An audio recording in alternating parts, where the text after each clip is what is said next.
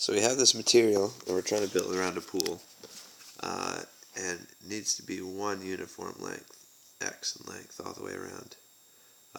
And so we only have 296 square feet of area to work with.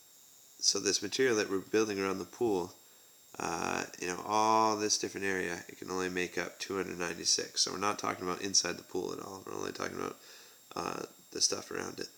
So you can break it up into several different little rectangles. We got two rectangles on the side and these two ones in the middle. And this one on the side over here, how long is this rectangle going to be? Well, it's 30 feet from this part for the pool. So if this is x in width, then it's 30 plus an x plus an x. This little rectangle over here in red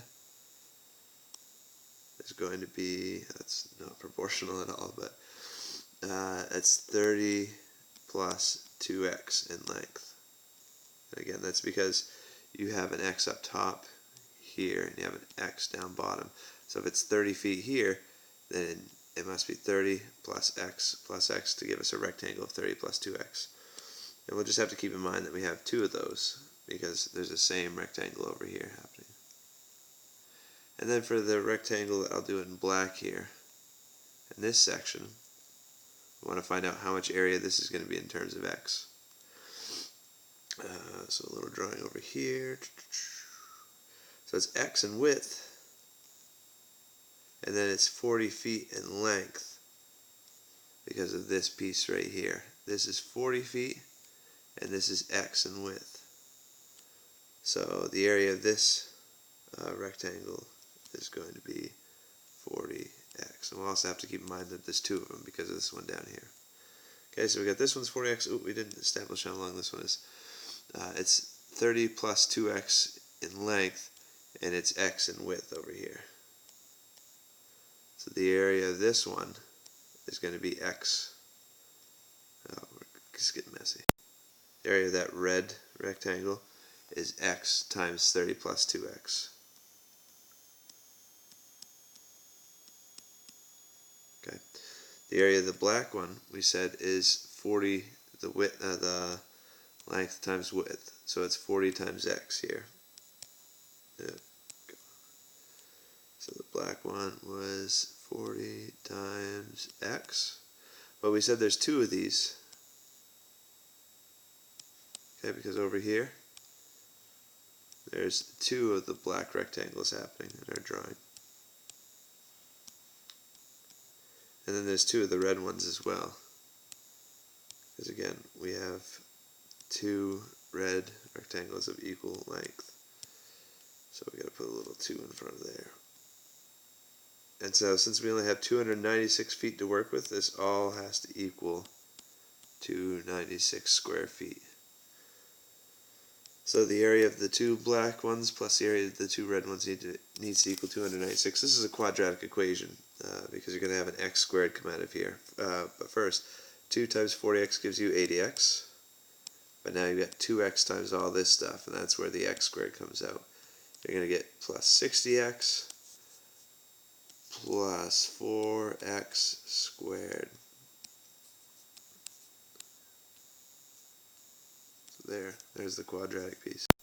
So last step to finish out, well, I mean, it's not quite done yet, but 80x plus 60x gives you 140x. I'm going to make this in standard form, so I'm going to put the x squared piece out front, and then I'm going to subtract 296 from both sides. That way I have it set equal to 0, which is always a good idea with the quadratic, no matter what it looks like. Set it equal to 0 and you can't go wrong.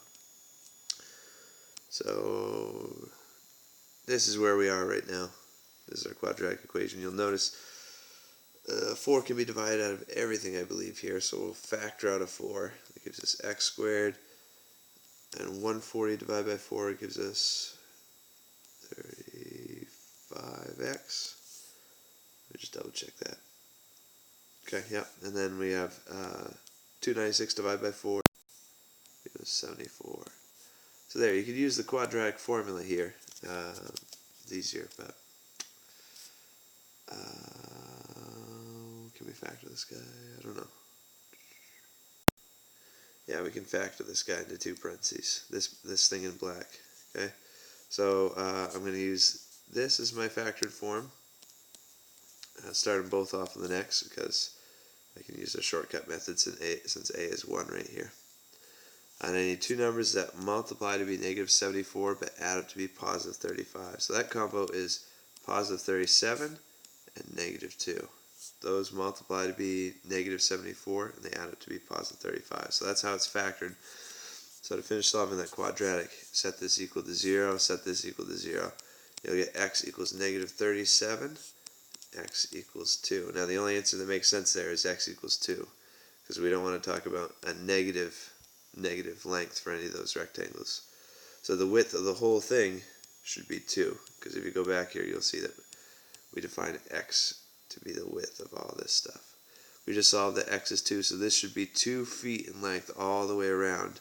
That way we maximize and use all 296 feet squared. So 2 is the final answer.